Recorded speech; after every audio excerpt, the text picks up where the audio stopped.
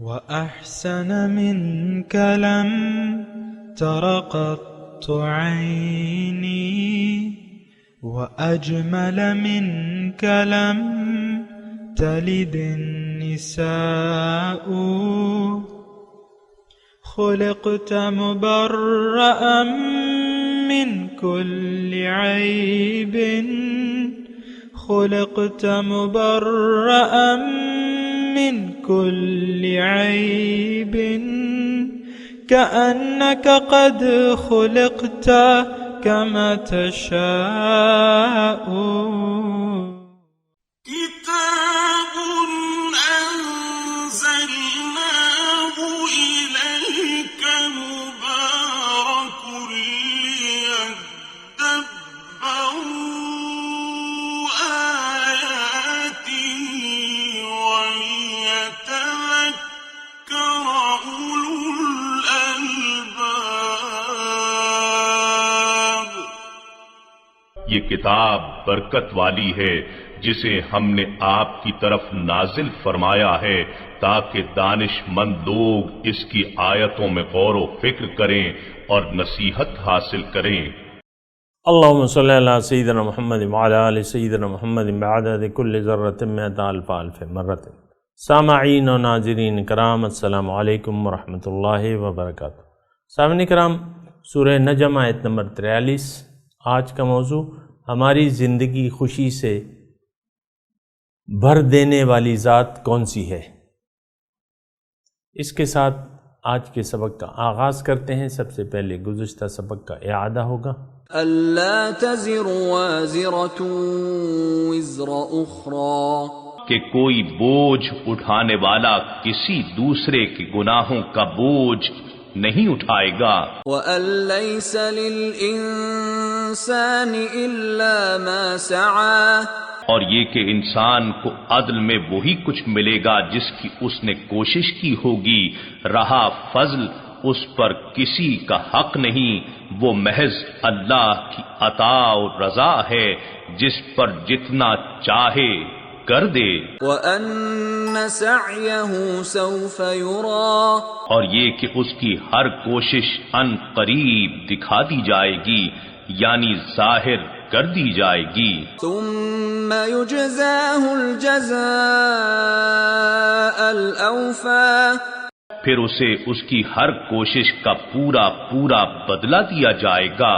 وَأَنَّ إِلَىٰ رَبِّكَ الْمُنتَهَىٰ، اور یہ کہ بالآخر سب کو آپ کے رب ہی کی طرف پہنچنا ہے۔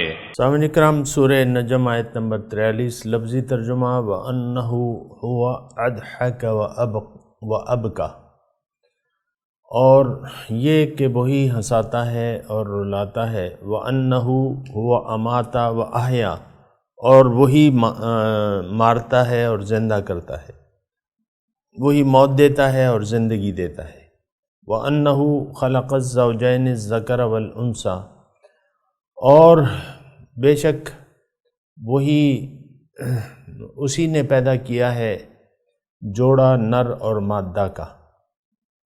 من نطفۃ، ایک بوند سے، اذا تمنا، جب وہ ٹپکائی جائے۔ وَأَنَّ عَلَيْهِ النَّشْأَةَ الْأُخْرَىٰ، اور دوسری بار زندہ کر کے اٹھانا بھی اسی کے ذمے ہے۔ وَأَنَّهُ هُوَ رَبُّ الشِّعْرَىٰ، اور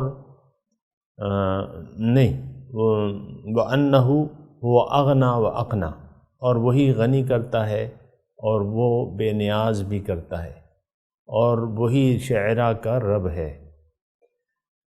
وَأَنَّهُ أَهْلَكَ عَادًا الْأُولَىٰ، اور وہی اسی نے ہلاک کیے عاد اولا کو، اور سمود فما ابقا، اور سمود کو اس نے باقی نہ چھوڑا۔ وقوم نوح من قبل، اور قوم نوح اس سے پہلے، انہم کانوا ہم اظلم، وہ بے شک زیادہ ظالم تھے، وَأَطْغَىٰ، اور زیادہ سرکش تھے۔ وَالْمُؤْتَفِكَةَ أَهْوَىٰ، اور الٹی ہوئی بستیوں کو اس نے دے ٹپکا، الٹی بستی کو اس نے دے ٹپکا۔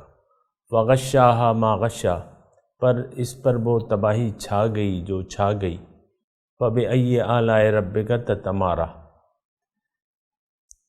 سامعین کرام، انسان کو حقیقت بتائی جا رہی ہے کہ گزشتہ سبق میں تو یہی تھا کہ انسان کے لیے الیس للانسان الا ما سعی وان سعیہ سوف یری، انسان کے لیے آخرت میں وہی کچھ ہوگا جس کے لیے اس نے دنیا میں کوشش کی ہوگی، یعنی جیسی اس نے فصل بوئی ہوگی وہی فصل وہ کاٹے گا۔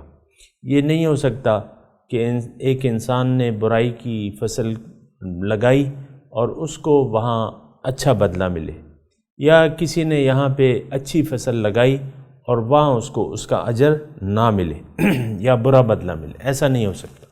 الیس للانسان الا ما سعی، یہ وہ نقطہ ہے سامعین کرام جس کو مد نظر رکھے اگر ہم اپنی زندگی گزاریں یا گزارنے لگیں تو بہتر ہے۔ اللہ تعالیٰ معاف فرمانے والا بھی ہے اور اللہ تعالیٰ درگزر کرنے والا بھی ہے۔ انسان اگر اپنی منزل کو سیدھا کر لے، صراط مستقیم پر چل پڑے، اللہ کو اپنی منزل بنا لے، اس دوران اگر اس سے کچھ کمیاں یا کوتاہیاں ہو جائیں تو بے شک اللہ تعالیٰ غفور الرحیم ہے، یہ بات نوٹ کرنے سامنے کرام۔ آج کا جو سبق ہے وَأَنَّهُ هُوَ أَضْحَكَ وَأَبْكَى، یہ وہی مضمون ہے جاری جو کہ جس کا تذکرہ ہوا تھا صحف موسیٰ اور ابراہیم، یعنی موسیٰ اور ابراہیم کے صحیفوں میں کیا ہے اس کی تفصیل بیان کی جا رہی ہے، اور وہی ہمارے دین میں بھی ایسی ہی بات ہے، لیکن یہ صحف موسیٰ اور ابراہیم کی بات کہہ کے بیان کی جا رہی کہ ان کے صحیفوں میں، اور یہ اس لیے بھی سامعین کرام شان نزول کے حساب سے کہ موسیٰ علیہ السلام کو وہ جانتے تھے، مشرکین مکہ جو تھے موسیٰ علیہ السلام کو جانتے تھے، پھر ابراہیم علیہ السلام کی تو یہ اولاد تھے، ابراہیم علیہ السلام اور حضرت اسماعیل علیہ السلام کی یہ اولاد تھے، بنو اسماعیل تھے۔ تو اس میں جو باتیں تھیں اللہ تعالیٰ اس کا تذکرہ کر رہا ہے کہ دیکھو اس میں بھی یہی باتیں تھیں اور یہ نبی بھی یہی بات کر رہا ہے۔ بہرحال آج کا جو سبق ہے سامنے کرام خاص طور پہ اس میں اللہ تعالیٰ اپنی طاقت، قدرت بیان فرما رہے ہیں، اپنی خلاقیت اور اپنی قدرت جو ہے، اس میں دو چیزیں جو ہیں سب سے پہلے جو بیان کی گئی ہیں وَأَنَّهُ هُوَ أَضْحَكَ وَأَبْكَى وَأَنَّهُ هُوَ أَمَاتَ وَأَحْيَا، اور اس میں جو ہے وَأَنَّهُ هُوَ أَغْنَى وَأَقْنَى، یہ جو چیزیں ہیں، یعنی دو چیزیں میں آپ کو کہوں کہ وہی ہنساتا ہے اور رلاتا ہے، اور وہی جو ہے غنی کرتا ہے اور بے نیاز بھی کرتا ہے۔ یہ دیکھیں انسان دنیا میں اپنی مرضی سے جینا چاہتا ہے، نمبر ایک بات یہ۔ دوسری بات یہ ہے کہ اس کو ظاہر کا دھوکہ لگ گیا ہے۔ عام انسانوں کو اگر یہ غور و فکر نہیں کرتے تو روح چونکہ جسم میں آ کے مغلوب ہو جاتی ہے، لیکن عقل اللہ تعالیٰ نے اسے دی ہے، اور اگر انسان اپنی عقل کو استعمال نہ کرے، بنا سوچے سمجھے زندگی گزارنے لگے جیسا کہ ہم، اور یہ میں اس لیے کہہ رہا ہوں کہ ہمیں یہ اندازہ لگانا کوئی مشکل نہیں ہے، ہم بھی بنا سوچے سمجھے زندگی گزار رہے ہیں۔ کوئی اگر مسلمان کے گھر میں پیدا بھی ہوتا ہے لیکن وہ اپنے دین اسلام کو پر سوچ اور سمجھ سے اس پہ کام نہیں لیتا کہ دین کیا چیز ہے۔ دیکھیں یہ ایک بہت بڑا گلہ بنتا ہے، اور یعنی ایک بہت بڑی کمی ہے کہ اللہ تعالیٰ نے ہمیں عقل دی ہے سوچنے کے لیے۔ حضور صلی اللہ علیہ وسلم فرماتے ہیں کہ 1 ساعت کی فکر 100 سال کی عبادت سے بہتر ہے، اور بات بالکل صحیح ہے کہ کوئی انسان بے سوچے سمجھے زندگی گزار دے تو اس کا یعنی یہ اصلاح نہیں ہو سکتی۔ دیکھیں ایک بات میں آپ کو کہوں کہ انسان کی جو کامیابی ہے اللہ تعالیٰ نے تزکیہ نفس میں رکھ دی ہے، قد افلح من تزکا، جس نے اپنا تزکیہ نفس کر لیا وہ کامیاب ہو گیا۔ اب انسان اگر سوچ سمجھ سے کام نہیں لے گا، ہماری طرح بے سوچے سمجھے زندگی گزارتا رہے گا، تو اس کا دھیان تو جائے گا ہی نہیں، اس کا دھیان تو تزکیہ قلب یا تزکیہ نفس کی طرف جائے گا نہیں، تو اس کا تزکیہ کیسے ہوگا؟ یہ تو آج کا معاشرہ عام طور پہ وہ معاشرہ ہے کہ ہم نبی کے نقش قدم پر چلنے کو تیار نہیں ہیں۔ کیوں کہ اس کا نہ تو ہمیں وجہ معلوم ہے کہ کیوں کی جائے۔ انسان کام وہ کرتا ہے جس کے بارے میں اس کی ذہنی طور پہ تسلی ہو۔ ٹھیک ہے، ایک ہم زندگی گزار رہے ہیں لیکن ہمیں تسلی ہے، ٹھیک ہے ہمارا منزل، ہم نے غلط منزل کا انتخاب کر لیا ہے، لیکن ذہنی طور پہ ہم یہ سوچ رہے ہیں، سمجھ رہے ہیں کہ اگر پیسے زیادہ حاصل ہو جائیں یا دنیا کی طرف ہم رخ کر لیں اور دنیاوی طور پہ کامیاب ہو جائیں تو ہمارے سارے مسائل حل ہو جائیں گے اور ہم کامیاب ہوں گے۔ یہ تو اس کی بے وقوفانہ سوچ ہے، ایسی سوچ تو یعنی بے وقوفی کی سوچ ہے۔ تو میں یہ عرض کر رہا تھا کہ ہم اپنے دین کو سمجھے ہی نہیں ہیں، اپنے کلمہ توحید کا مطلب بھی ہمیں نہیں معلوم، ہمیں اپنی حقیقت بھی نہیں معلوم، ہمیں نہ اپنی منزل کا پتہ ہے اور نہ آخرت پر ہمارا یقین ہے۔ اب جب ہم سوچ سمجھ سے کام نہیں لیتے تو پھر ہماری سمجھ میں وہی آتا ہے جو کہ ظاہر ہے۔ انسان کی عقل ظاہر کا پتہ تو دیتی ہے لیکن باطن کا پتہ نہیں دیتی۔ باطن کا پتہ تو جب دے گی جب یہ فکر سے کام لے گا، سوچے گا، سمجھے گا یا کسی کی بات سنے گا۔ اللہ تو یہاں جو آیت میں مضمون ہے کہ وہ ہنساتا ہے اور رلاتا ہے اور وہ جو ہے مالدار غنی بھی کرتا ہے، وَأَنَّهُ هُوَ أَغْنَى وَأَقْنَى، اور پھر اللہ تعالیٰ کی قدرت بھی بیان ہو رہی ہے۔ اور میں آپ کو یہ عرض کرنا چاہتا ہوں کہ انسان ایک دنیاوی طور پہ ایک اچھی زندگی گزارنا چاہتا ہے کہ اس کے پاس خوب اچھا کھائے پیے اور رہے، اچھے طور پہ رہے، کھائے پیے، تو انسان کی خواہش یہ ہوتی ہے کہ دنیا ہماری اچھی ہو جائے۔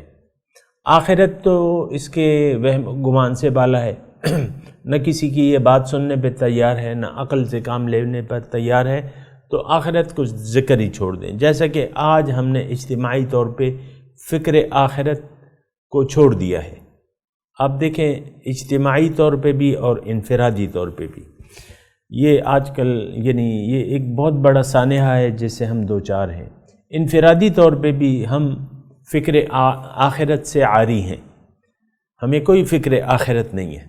مرنے کے بعد کیا ہوگا، قبر میں کیا ہوگا، حشر میں کیا ہوگا اور ہمارا نتیجہ کیا ہوگا، کسی کو اس کی نہ کوئی فکر ہے نہ اس کی طرف کوئی توجہ دینا چاہتا ہے۔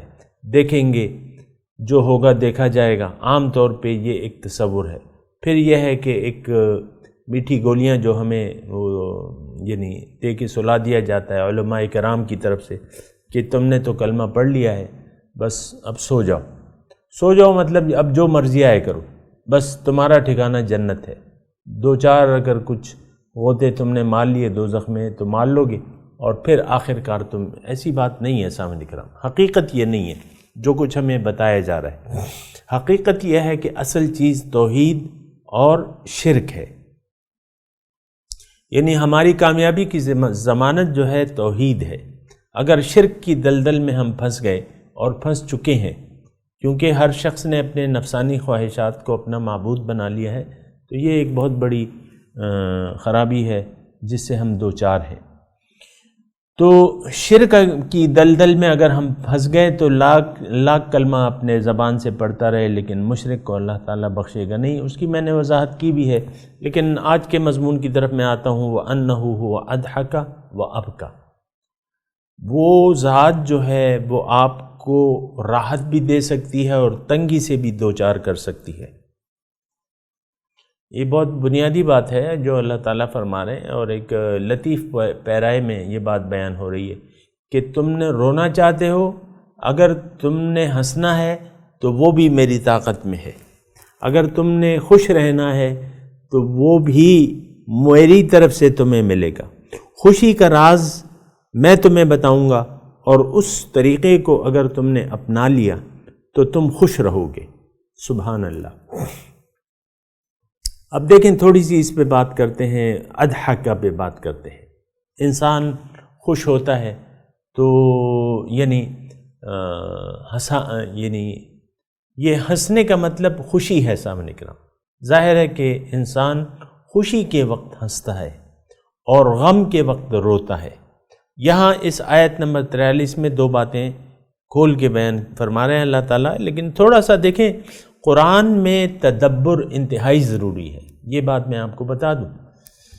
کچھ لوگ لفظی ترجمے پہ یعنی اکتفا کر لیتے ہیں، نہیں، افلا یتدبرون القرآن ام علی قلوب اقفالها، اللہ تعالیٰ نے قرآن میں فرمایا ہے کہ کیا یہ لوگ قرآن پر غور و فکر نہیں کرتے یا ان کے دلوں پہ تالے پڑے ہوئے ہیں؟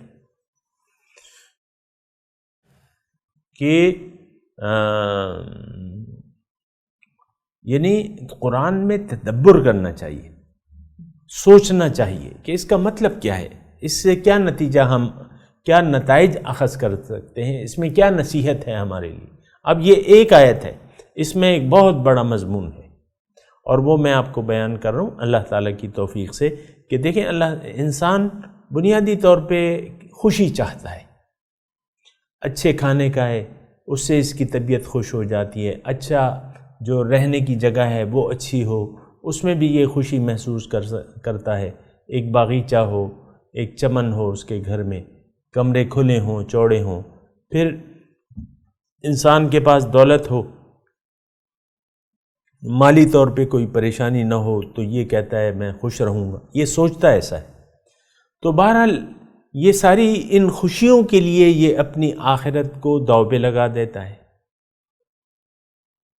آپ میری بات سمجھ رہے ہیں نا؟ یعنی ان خوشیوں کو حاصل کرنے کے لیے یہ اپنی چھوٹی چھوٹی جو اس کی خوشیاں ہیں یہاں دنیا میں، وہ اس کے لیے اپنی آخرت کو بھلا کے زندگی گزارنا چاہتا ہے، کیونکہ دین کو اگر یہ قبول کرے گا، میری بات ذرا توجہ سے سنیں، اگر دین کو یہ قبول کرے گا تو اللہ تعالیٰ نے تو فرمایا کہ تمہاری کامیابی مشقت میں ہے، لقد خلقنا الانسان فی کبد، انسان کو میں نے مشقت میں پیدا کیا ہے۔ پھر اللہ تعالیٰ اسے فرماتا ہے کہ دنیا آرام کی نہیں، کام کی جگہ ہے، محنت کی جگہ ہے، جاہدوا فی اللہ حق جہاد، اللہ کے راستے میں محنت کرو جتنا کہ محنت کرنے کا حق ہے۔ تو اللہ تعالیٰ تو دین تو مشقت یعنی چاہتا ہے ہم سے کہ ہم خوب تکلیف کریں۔ دوسری آیت ہے یا ایھا الانسان انک کادح الی ربک کدحا فملاقی، اے انسان تم خوب محنت کرتے ہو اپنے رب کے راستے پہ، تو بس امید رکھو کہ اگر تم ایسا کرو گے تو تمہاری ملاقات اس سے ہو جائے گی۔ تو دین تو ہم سے مشقت کا طالب ہے۔ ہاں یہ بات ایک الگ چیز ہے کہ انسان پہ اللہ تعالیٰ اس کی حیثیت، اس کی طاقت سے زیادہ بوجھ نہیں ڈالتا، یہ بات ایک نوٹ کر لیں۔ یعنی یہ نہیں ہوگا کہ ایسی تکلیفیں اس کو دی جائیں گی یا اس پہ ایسے حالات جو اس کی برداشت سے باہر ہوں۔ ولا تحمل، وہ ہے نا سورہ بقرہ کی آخرت میں، ولا تحملنا ما لا طاقت لنا به، یہ مقبول دعا ہے سامنے کرام، ولا تحملنا ما لا طاقت لنا به۔ یہ میں ان لوگوں کو کہہ رہا ہوں جو ڈر جاتے ہیں، دین کے قریب آنے سے ڈر جاتے ہیں کہ ہم پہ ناقابل برداشت مصیبت آئے گی۔ ایسا بالکل نہیں ہے سامنے کرام، دین آسان ہے، اور اللہ تعالیٰ کی ایک پالیسی ہے، یہ بات یاد رکھیں کہ لا یکلف اللہ نفسا الا وسعها، اللہ تعالیٰ کسی پر بوجھ نہیں ڈالتا لیکن اس کی طاقت کے مطابق۔ تو اللہ تعالیٰ جو ہے وہ تو بڑا رحیم و کریم ہے، لیکن بات یہ ہے کہ زندگی گزارنے کا اللہ تعالیٰ کا اپنا ایک پلان ہے۔ اللہ تعالیٰ نے فرمایا ہے کہ ام حسبتم ان تدخلوا الجنۃ ولما یأتکم مثل الذین خلوا من قبلکم مستهم البأساء والضراء وزلزلوا حتى يقول الرسول والذین آمنوا متى نصر اللہ۔ تو یا سورہ عنکبوت میں ہے کہ حسب الناس ان یترکوا ان یقولوا آمنا وهم لا یفتنون وَلَقَدْ فَتَنَّ الَّذِينَ مِن قَبْلِهِمْ فَلَيَعْلَمَنَّ اللَّهُ الَّذِينَ صَدَقُوا وَلَيَعْلَمَنَّ الْكَاذِبِينَ۔ لوگوں کا کیا خیال ہے کہ ان کو ویسے ہی چھوڑ دیا جائے گا کہ انہوں نے کہا کہ ہم ایمان لے آئیں اور ان کی آزمائش نہیں کی جائے گی. اللہ تعالیٰ فرما رہے میں آزمائش کروں گا. آزمائش کے ذریعے دنیا کو پتہ چل جائے گا کہ کون اپنے قول میں جھوٹا ہے اور کون سچا ہے. تو بہرحال وَأَنَّهُ هُوَ أَضْحَكَ وَأَبْكَى، اور وہ خوشی بھی دیتا ہے، ہنساتا بھی ہے اور رلاتا بھی ہے. یعنی یہ خوشی اور غم کا، یعنی اس کا مالک جو ہے وہ اللہ تعالیٰ کی ذات ہے. اس تمام یہ آیت کا جو مضمون ہے یعنی اس میں یہ ہے کہ اے انسان، تم تو خوشی چاہتے ہو، تم راحت چاہتے ہو، تو راحت تو تم میرے پاس آؤ، میں تمہیں راحت دوں گا، کیونکہ راحت میں دیتا ہوں، خوشی میں دیتا ہوں. تم میرے پاس آؤ، میرے در کے سامنے سر جھکا دو، میرے حکم کے سامنے سر جھکا دو، میرے نبی کے راستے پر چل پڑو، میں تمہیں راحت، تمہاری زندگی راحت سے بھر دوں گا. اور یہ مضمون تھوڑے سے یعنی لفظی اختلاف سے قرآن میں اس طرح بیان ہوا ہے کہ الذین آمنوا وتطمئن قلوبہم بذکر اللہ، الا بذکر اللہ تطمئن القلوب. جو ایمان والے ہیں ان کے دل اللہ کی یاد سے خوش ہیں، مطمئن ہیں. اور کیوں نہ ہو، اللہ کی یاد سے ہی دلوں کو چین ملتا ہے. یہ وہ بات ہے سامعین کرام جس پر ہم یعنی یقین کرنے کے لیے تیار نہیں ہیں. اللہ کی یاد میں ہم سمجھتے یہ ہیں، عام معاشرہ یہ سمجھتا ہے کہ اس میں خوشی نہیں ہے، اس میں اطمینان نہیں ہے، اس میں تکالیف ہیں. یہ تو دیکھیں ہماری تدبر ہم نے نہیں کیا ہے، تو اس کا نتیجہ یہ ہے کہ ہم ایک غلط فہمی کا شکار ہیں. خوشی اصل میں اللہ کے دین میں ہے، اللہ کے سامنے سر جھکانے میں ہے، اللہ کو اپنا رب تسلیم کر لینے میں ہے. یہ باتیں میں زیادہ وضاحت نہیں کر رہا، لیکن الفاظ سے آپ اندازہ لگا سکتے ہیں کہ میں کیا کہنا چاہ رہا ہوں. اصل خوشی یہ ہے کہ آپ اپنے آپ کو اللہ کے حوالے کر دیں. بلا من اسلم وجہہ للہ وہو محسن فلہ اجرہ عند ربہ ولا خوف علیہم ولا ہم یحزنون. جس نے بھی اپنا سر جھکا دیا اللہ تعالیٰ کے سامنے اور یہ مخلص بھی ہے تو اس کے لیے اجر ہے. تو اصل خوشی جو ہے، یہ بات نوٹ کر لیں کہ اللہ کی یاد میں ہے. اب خوشیاں جو دینے والی ذات ہے وہ تو اللہ ہے، اور اللہ کی یاد میں خوشیاں ہیں. اور اے انسان، اے شرک کی طرف مائل انسان، اس میں ہم بھی شامل ہیں. سامنے کرم من حیث القوم، ہم اللہ تعالیٰ کو بھلا کے زندگی گزارنا چاہتے ہیں، اللہ کے سامنے سر جھکا کے زندگی نہیں گزارنا چاہتے. لیکن اس میں ایک بہت بڑا مضمون یہ ہے کہ دیکھیں جو جھوٹ ہے وہ تو جھوٹ ہے. لوگ یہ سمجھتے ہیں کہ اللہ کو بھلا کے ہمیں کچھ خوشیاں مل جائیں گی، کچھ نشے کر لیں گے، کچھ تماشے کر لیں گے، کچھ ادھر ادھر کھابے وغیرہ فضول گپ شپ، اس میں ہم خوشیاں دیکھتے ہیں. آپ دیکھیں نا، ہم نے اپنی خوشیوں کی محفل سجائی بھی ہیں.